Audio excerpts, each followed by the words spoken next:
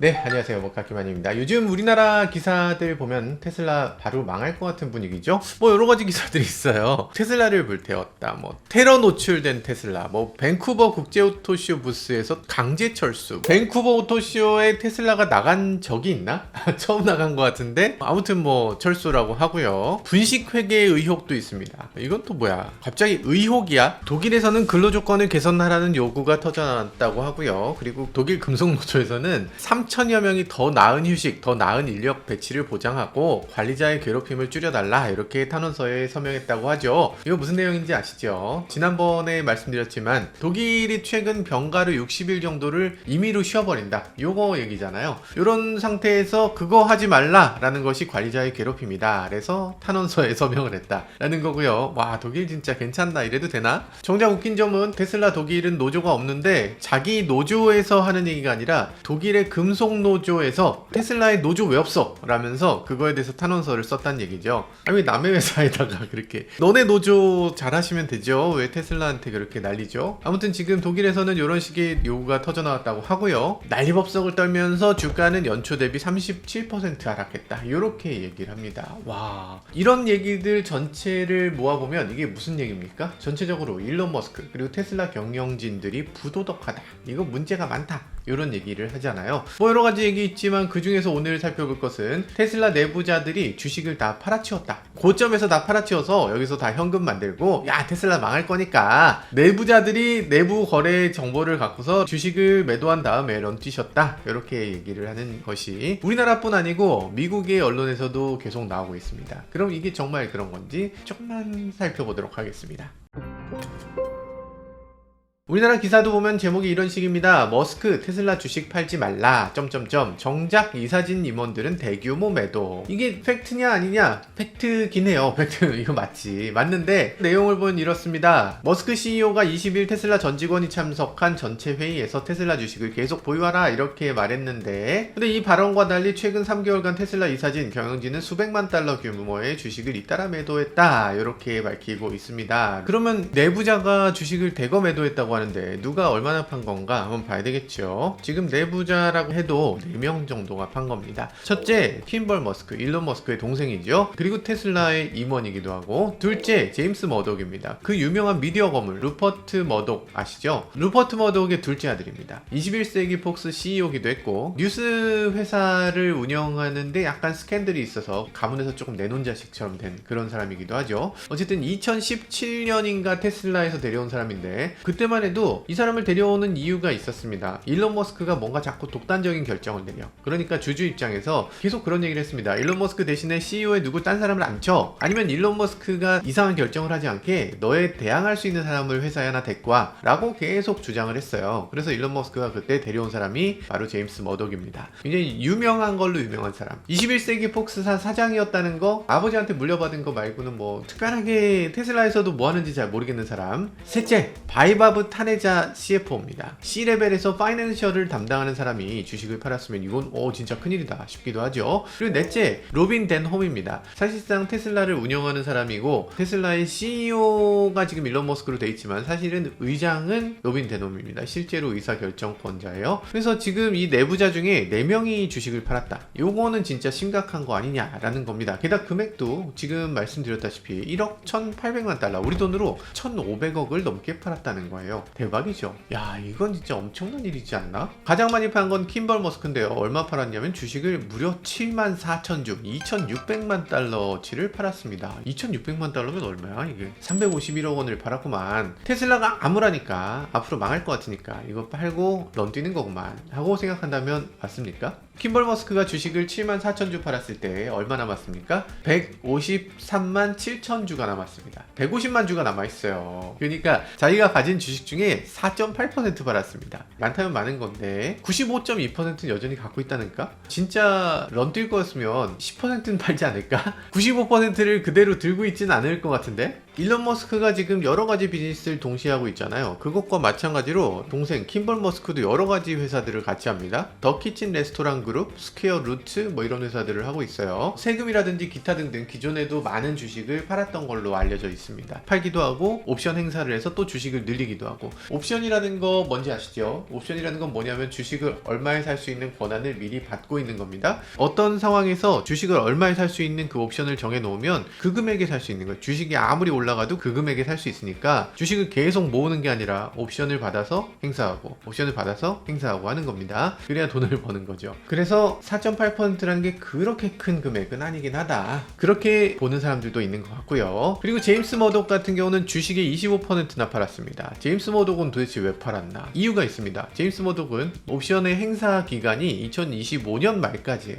올해 안에 주식을 매입해야 되는데 매입하려면 얼마를 내야 되는가? 그 금액이 1315만 달러입니다. 지금 주식을 내다 팔았잖아요. 주식 내다 판 돈이 1290만 달러어치를 판 거야. 그러니까 딱 주식을 매입할 수 있는 금액만큼을 내다 판 겁니다. 아까 말씀드린 그 옵션이라는 건 주식을 그냥 받는 게 아닙니다. 돈 주고 사는 거예요. 근데 아주 싸게 사는 거야. 그러면 그 옵션을 행사할 때 어떻게 합니까? 내 돈 현금 1300만 달러를 갖고 와서 사? 그 돈이 어딨어요? 보통은 주식을 팔아서 그 주식으로 충당하게 됩니다. 그냥 주식으로 내는 거예요. 그래서 당연히 팔아야 되는 주식을 판 거다. 나머지 두 사람은 옵션을 행사한 직후입니다. 옵션을 받았으니 그걸 행사를 해야지 이제 돈이 되는 거예요. 그 사람들이 주식을 판 거다. 이 4명의 주식 판 것은 그렇게까지 이상한 상황은 아닌 겁니다. 회사가 나빠서 지금이 고점이기 때문에 이래서 판 거는 혹시 그럴 가능성이 있을 수도 있겠지만 어쨌든 그렇게 적나라하게 돈이 올랐으니까 난 이거 던지고 그냥 갈랍니다. 이렇게 할 수 있었던 건 아니다.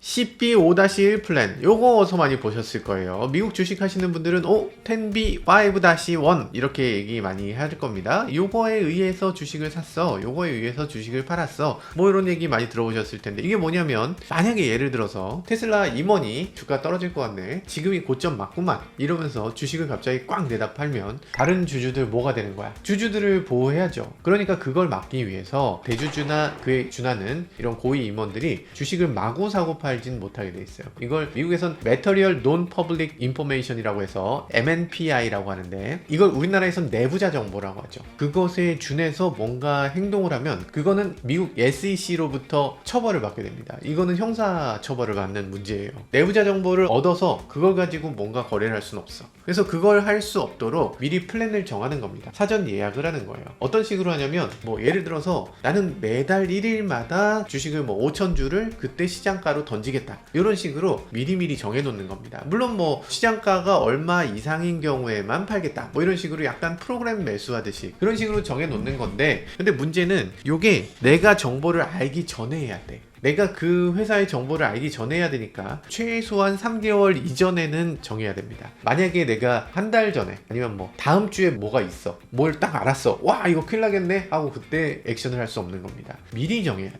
그러면 만약에 이걸 설정해 놓으면 어떻게 되나? 설정해 놓으면 회사가 갑자기 잘 돼, 지금 들고 있어야 돼, 지금 팔면 손해야, 아무리 그래도 이거 팔아야 됩니다. 미리 정했으면 그냥 돼야 돼요. 정보가 있어도 손을 못 대게 하는 게 10B5-1입니다. 그래서 이런 식으로 정해 놨기 때문에 지금처럼 주가가 꽝 떨어졌다 이랬을 때 너 뭐 알고 한 거 아닙니까? 이렇게 얘기할 수가 없다는 거죠. 이미 저는 설정했으니까 저는 애초에 모르고 했는데요, 이렇게 얘기할 수 있다는 거죠. 만약에 정말 와 지금 팔면 큰일 나겠는데 하고 그걸 중간에 취소할 수도 있잖아요. 그거 중간에 취소하면 어떻게 됩니까? 증권거래소에 조사를 받아야 되죠. 그래서 만약에 이게 내부자 정보에 의한 거래다 라고 하면 당연히 이건 형사사건이 됩니다. 로빈대놈도 그렇습니다. 로빈대놈도 매각이 사전에 계획된 10B5-1 플랜에 따라서 이렇게 사고팔고를 했습니다. 왜 그러냐면 지금 옵션의 행사 기간이에요. 옵션으로 자기가 주식을 얻었어, 그걸 팔아야 될 거 아니야. 그걸 팔아서 장기적으로 지금 팝니다 라고 미리 정해놓은 겁니다. 주주들은 이미 알고 있었어. 제임스 머독, 바이바브 타네자, 이들도 일부는 미리 플랜에 있는데 일부는 계획에 들어있지 않은 상태에서 거래를 했습니다. 특히 머독 같은 경우는 아니 이 1년 안에 아무 때나 팔면 되는데 왜 지금입니까? 라고 했을 때 할 말이 없다. 머독이 이 주식을 내다 팔았을 때 그때 테슬라가 15%로 가장 많은 주가 하락을 가져오게 된 원인이 되었다 라고 합니다. 생각해보니까 좀 열받네. 어쨌든 대부분은 이미 옵션으로 받은 주식 행사하는 것에 가깝고, 머독의 경우도 올해 안엔 반드시 팔았어야 했다. 자, 그러면 이게 문제가 정말 없는 것이냐? 아니, 머독은 원래부터 그 정도 팔아야 되는 거 예정돼 있는 거라면서요. 그 정도 파는 거 당연하지 라고 생각한다면 맞죠? 맞는데, 근데 문제는 이 사람이 옵션으로 받은 주식이 많아도 너무 많아. 옵션으로 지금 행사할 수 있는 금액이 대략 25달러거든요. 그러니까 테슬라가 주가가 그렇게 높지 않을 때 그때 옵션 행사 가격을 정했기 때문에 지금 25달러의 옵션을 살 수 있습니다. 그러면 지금 테슬라 주식값의 10분의 1의 주식을 살 수 있는 거야. 근데 그게 몇 개? 53만 개를 살 수 있는 겁니다. 53만 개를 10분의 1로 사면 이 사람의 입장에서는 대충 한 5분의 1에 팔아도 이득이야. 그 53만 개 계속 그냥 들고 있을 건 아니잖아. 언젠간 행사할 시한폭탄 같은 걸 53만 개를 들고 있는 거야. 그러면 그 사람이 그거 53만 개 중에 10만 개, 20만 개만 내다 팔아도 주가에 영향이 있을 거잖아. 그러니까 당연히 걱정이 되죠. 그거 몇 천억 될 텐데. 그리고 이 53만 개는 어떻게 줍니까? 이거 기존에 있었던 주식 중에서 이렇게 주는 거 아니잖아요. 시장에서 사서 주는 거 아니잖아. 이걸 위해서 테슬라는 신주를 추가로 발행합니다. 얼마 전에 한화가 주식을 갑자기 유상증자해갖고 난리가 났죠. 2조 원어치 유상증자를 해서 주가가 폭락을 했는데 테슬라도 마찬가지입니다. 이걸 위해서 신주를 발행해요. 지금 1300만 달러, 그러니까 2000억 원어치 주식을 새로 발행한 겁니다. 공급이 늘어나니까 당연히 주식 떨어지고 기존 주주들의 주식도 희석되니까. 사실 뭐 분위기가 좋을 때라면 이렇게 유상증자를 하고 주식을 이렇게 C레벨들한테 막 주고 이런 것들에 대해서 당연히 긍정적인 요인이 될 수 있죠. 아, 이렇게 잘했으니까 지금 뭐 주식도 더 찍어내고 하는구만 이러면서 오히려 더 좋아질 수 있는데, 근데 테슬라 주식을 하필이면 이렇게 떨어졌을 때 판다는 거, 게다가 올해 안에 팔기만 하면 되는데 그걸 꼭 요때 팔았어야 되냐, 이런 얘기가 그래서 나오는 거죠. 제임스 머독은 게다가 주식을 뭐 잘 팔았으면 말도 안 해. 450불에 팔았으면 뭐 다들 그러려니 할 텐데 주당 240불에 팔았습니다.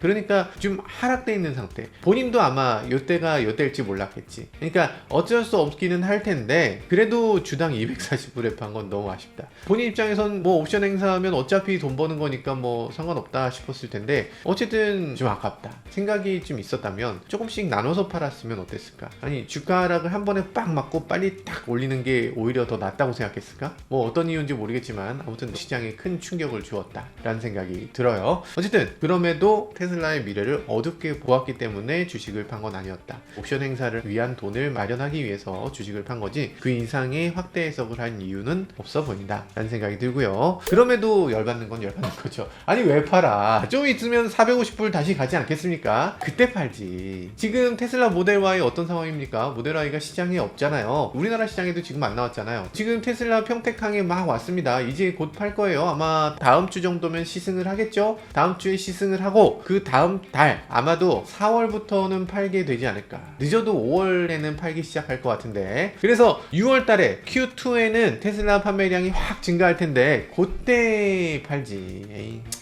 머독은 하여간 돈 버는 재주는 없는 것 같아요. 일론 머스크는 왜 굳이 머독을 데려와서 가뜩이나 어려운 분위기를 더 나쁘게 만드나, 그런 생각을 하시는 분들이 많더라고요. 자, 여튼 일론 머스크가 이날 발표를 하면서 테슬라 주가는 약간 회복되었습니다. 어떤 내용을 발표했길래 올라갔나? 첫 번째, 올해 옵티머스 로봇을 시험 생산으로 5,000대를 만든다고 합니다. 아니, 시험 생산 한두 대도 아니고 5,000대를 만들어요? 그게 시험 생산이라고 할 수 있나? 5,000대 다 팔 수 있어요? 일단 내가 전혀 가져보지 못한 장르의 물건을 한 3천만 원 주고 사라고 하면 살 수 있나? 베타 테스터잖아요, 말 그대로. 근데 그 베타 테스트를 하기 위한 제품을 5,000대를 뿌린다. 그래서 사람들이 그걸 사줄 거다라고 믿고 있습니다. 내년에는 더 대단합니다. 내년에는 5만 대를 생산하겠다. 내후년엔 10만 대 만들겠다. 한 해에 10만 대씩 팔린다고? 로봇가? 야, 이게 가능한가? 사실 최근 들어서 로봇이 열풍이잖아요. 중국의 회사들도 막 로봇을 막 내놓고 뭐 유니트리 막 점프하고 뭐 풍후하고 뭐 난리 나죠. 근데 그거 뭡니까? 일론 머스크가 갑자기 옵티머스를 들고 나와서 갑자기 이족 보행이 우리의 미래입니다 이렇게 내세우니까 그걸 다 따라하는 거잖아요. 일론 머스크가 요거 얘기하기 전까지 로봇이 나온 게 보스턴 다이너믹스 밖에 없었습니다. 뭐 이족 보행으로 막 경쟁하고 이런 상황이 아니었어요. 지금 그 상황을 만들었다.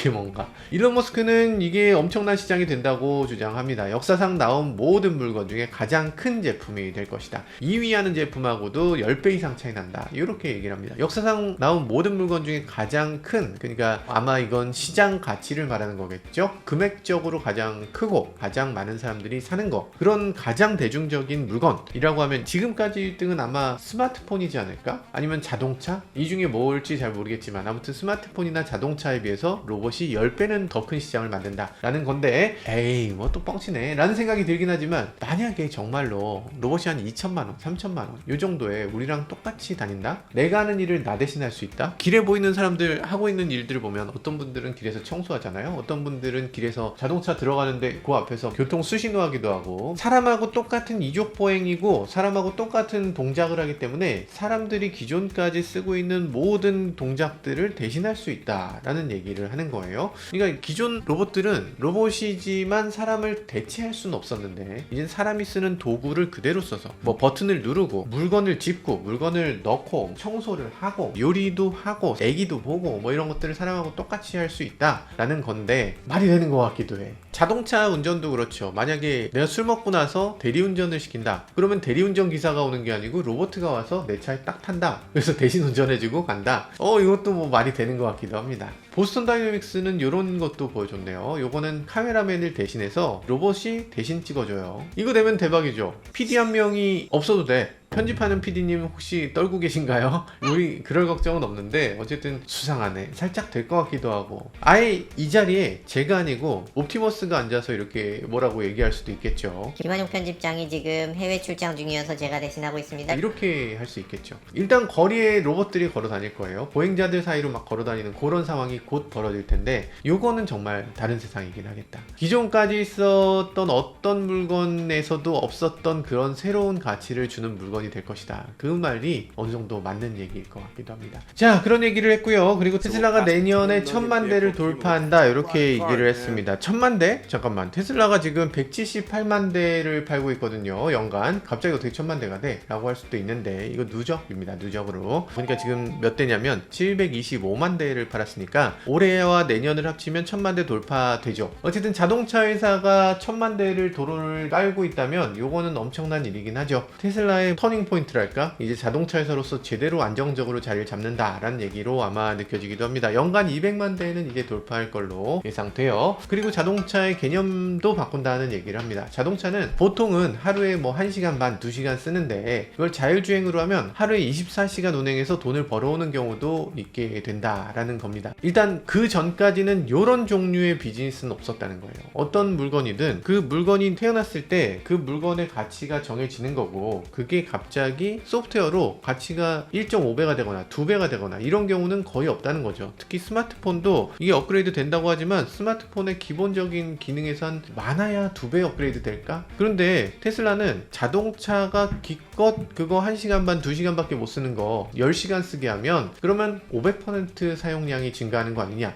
24시간에 가깝게 운행하게 하면 사실상 1000%의 가치가 올라가는 거 아니냐. 그러니까 자동차의 소프트웨어만으로 자동차의 가치를 10배를 높이기 때문에 이런 일은 그전까지는 존재하지도 않았던 일이다. 이런 것에 대한 개념 자체를 지금 못 보고 있는 거다. 참 안타깝다. 이렇게 얘기를 합니다. 그러면서 테슬라는 지금까지 마스터 플랜이 있고, 마스터 플랜 1, 2, 3 중에 3단계다 라는 얘기고, 앞으로 마스터 플랜 4를 이제 진행할 예정이라고 합니다. 그래요. 뭐 우리나라 경제개발 몇 개년 계획 이런 것처럼 뭔가 목표를 정해놓고 그 목표를 달성하고 있는 모습, 그리고 앞으로 또 다른 목표가 있고 그걸 또 달성하겠다고 하는 모습, 이런 걸로 약간 신뢰감을 좀 주는 것 같은 면도 있어 보입니다. 그리고 슈퍼차저 네트워크에 대해서도 얘기를 하는데, 지금 미국 같은 경우도 그렇지만 슈퍼차저 네트워크를 테슬라가 맘먹고 깔기 시작하면 요게 또 막강해요. 그러니까 자동차 회사가 자동차만 만드는 게 아니라 이런 에너지 산업에 대해서도 굉장히 집중해서 하고 있다. 그래서 자동차와 에너지와 이 둘은 서로 하나의 관계지, 요게 둘 중에 하나는 되고 하나는 안 되고 이럴 순 없다 라는 얘기를 하는 거죠. 기존에는 석유가 먼저 깔려있는 상태에서 거기서 자동차를 운행할 수 있는 그런 조건이 됐지만, 지금은 그런 전기 네트워크가 안 깔려 있으니까 슈퍼차저 네트워크 당연히 해야 되고, 그리고 태양광을 이용해서 당연히 발전을 해야 되고, 그걸 또 저장할 수 있는 파워월 같은 걸 또 만들어야 되고,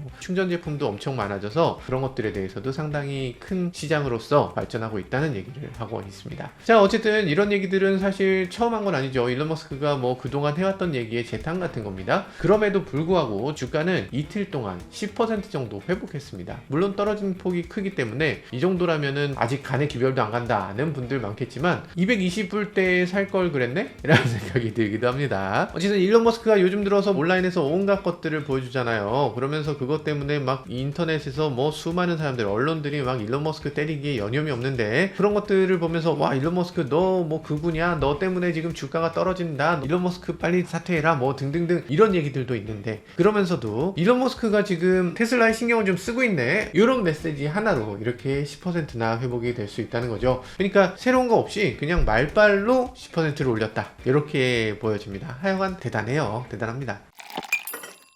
자, 생각해보면 좀 이상합니다. 일론 머스크를 보면 세상에서 가장 많은 일을 합니다. 로켓 날리죠. 지하 터널 뚫습니다. 자율주행 전기자동차 당연히 만들죠. 로봇도 만들어요. 챗GPT보다 더 나은 그록 AI도 나오고요. 게다가 트위터, X 이런 것도 해. 거기다가 갑자기 미국 행정부하고 일을 합니다. 지금 트럼프가 나서서 해야 되는 칼부림을 일론 머스크가 대신해주고 있어요. 총알바지 역할을 해주고 있습니다. 각국 정치에도 개입해요. 아니 이게 뭐야. 이게 한 사람이 다 할 수 있는 건가? 이렇게 많은 일을 하다 보면 어떻게 됩니까? 저만 해도 한 가지 일을 할 땐 잘하지만 두 가지, 세 가지 일을 하면 세 가지가 되는 게 아니고 세 가지 다 망해. 원래 하던 것도 망합니다. 다 망할 것 같은데 일론 머스크는 꾸역꾸역 어떻게 다 합니다. 아니 그냥 하는 수준이 아니고 가장 잘합니다. 로켓 보세요. 지금 스페이스X 로켓은 세계 최고입니다. 얼마 전에 보잉이 데려오지 못했던 거 9개월간 갇혀있던 우주 비행사들 이렇게 데려오기도 했죠. 부스터는 이제 메카 고질라가 이렇게 딱 잡아요. 잡는 것도 아니야. 그냥 여기다 싹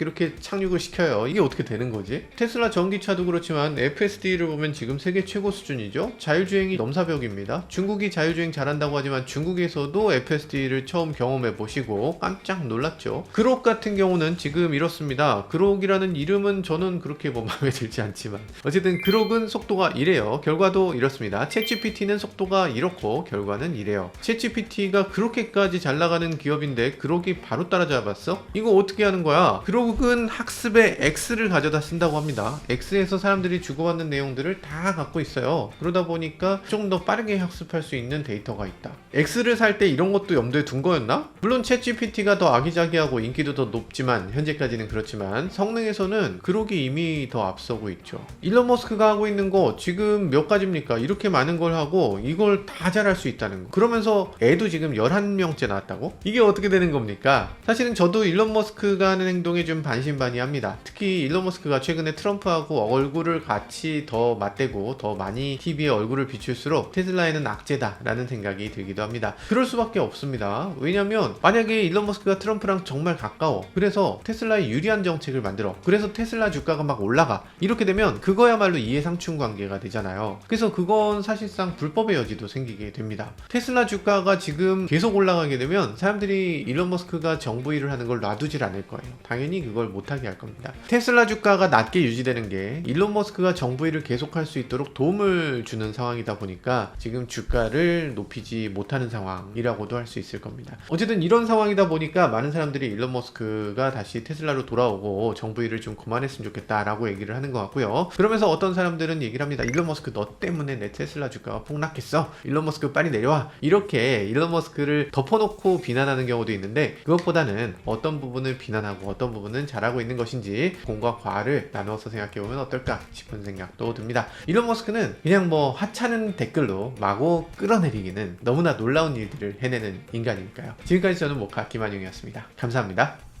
그래서 지금 테슬라 주가 올라가냐고? 야, 그건 어떻게 알아? 그건 어떻게 하냐 싶지만 테슬라의 미래가 밝으냐? 테슬라의 미래는 밝죠. 지금보다 당연히 더 잘 팔고 모델 Y는 올해 당연히 가장 많이 팔리는 차가 됩니다. 우리나라에서도 수입차 넘버1으로 올라가게 될 거예요. 세계에서 1등, 우리나라에서도 1등 하게 되겠죠. 이건 뭐 당연한 일이다. 언론 보도는 한 번도 테슬라에 허위적인 적이 없었죠. 그냥 이런 걸로 일희일비할 필요는 없다, 그런 생각이 드네요.